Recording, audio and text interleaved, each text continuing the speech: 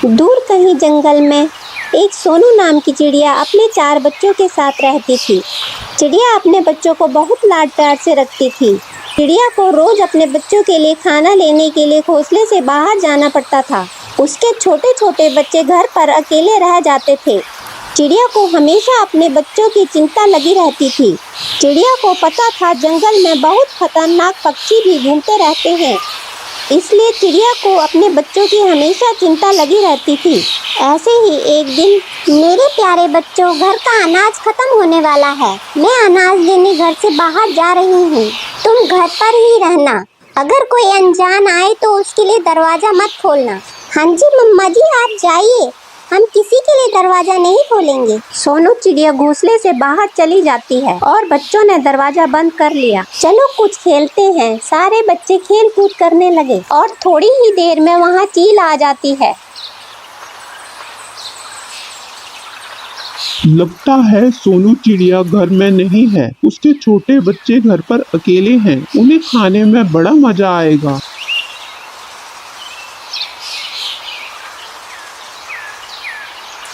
और चील चिड़िया के घर का दरवाजा खटखटाती है। लगता है मम्मा आ गई। चील घोंसले के अंदर आ जाती है। वाह वाह, आज तो मजा ही आ जाएगा। 4 बच्चे खाने को मिलेंगे।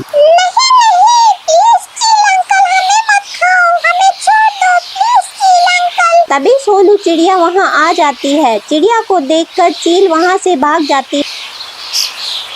मेरे बच्चों, तुम ठीक तो हो? चील ने तुम्हें कोई नुकसान तो नहीं पहुँचाया? नहीं मम्मा जी, हम सब ठीक हैं। बच्चों, मैंने कहा था तुम्हें किसी अजनबी के लिए दरवाजा मत खोलना। मैं आऊँ तभी दरवाजा खोलना। हाँ जी मम्मा जी, आपने कहा तो था, मगर हमें लगा आप आ गए हो, इसलिए हमने जल्दबाजी में दरवाजा खोल दिया। मम्मा जी, हमें माफ कर दो, आइंदा ऐसी गलती नहीं होगी। कोई बात नहीं मेरे बच्चों, आगे से ध्यान रखना। जब तक मैं अपनी आवाज न निकालूं, दरवाजा मत खोलना।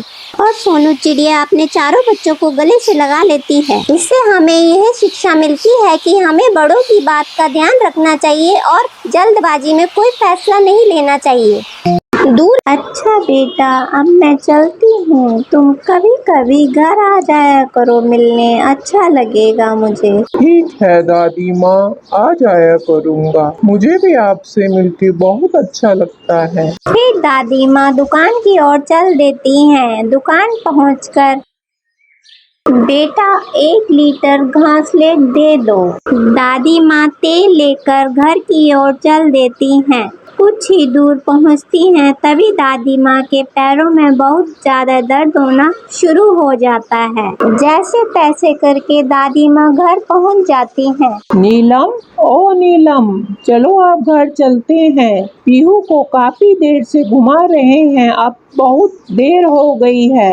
ये पत्ते मेरे सर पर रख दो। भैया, थोड़ी देर और पीहू को घुमा लेते हैं। नहीं नहीं, अब घर चलो, दादी भी आ गई होंगी, रात होने को है। तुम्हें नहीं पता दादी माँ ने क्या कहा था? जंगल में एक भेड़िया भी है जो बकरियों को खा जाता है। चलो जल्दी घर चलो। जी भैया। पीहू, चलो अब कल आएंगे।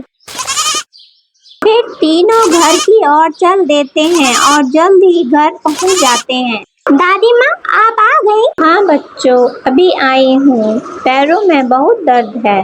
वहाँ पर मूव रखी है, मुझे दे दो, मैं पैरों में लगा लेती हूँ, थोड़ा आराम मिलेगा। फिर तुम्हारे लिए खाना बना देती हूँ। जी दादी माँ। लाओ नीलम, मुझे दो ये, मैं दादी माँ के पैरों में लगा देता हूँ। रोहन बेटा, तुम स्कूल का होमवर्क कर लो, मैं अपने आप लगा लूंगी। दादी माँ, पहले मैं आपके पैरों को मसल देता हूँ, फिर मैं पढ़ाई भी कर लूँगा। इसमें कौन सा ज्यादा टाइम लगेगा? ठीक है बेटा, जैसी तुम्हारी मर्जी। तुम मानोगे तो नहीं? दादी माँ, जब मैं लिख पढ़कर बड़ा आदमी बन जाऊंगा तो मैं आपको बिल्कुल भी काम नहीं करने दूंगा, पूरा दिन आराम ही कराऊंगा। आप पूरा दिन काम कर कर के थक जाती हो। अच्छा अच्छा, तुम्हें मेरी बड़ी फिक्र है। मुझे पता है मेरे बच्चों, मैं भगवान से यही दुआ करूंगी तुम दोनों खूब पढ़ाई लिखाई करो और बड़े आदमी बनो, ताकि तुम्हें अपने जीवन में सब कुछ मिल पाए। दादी माँ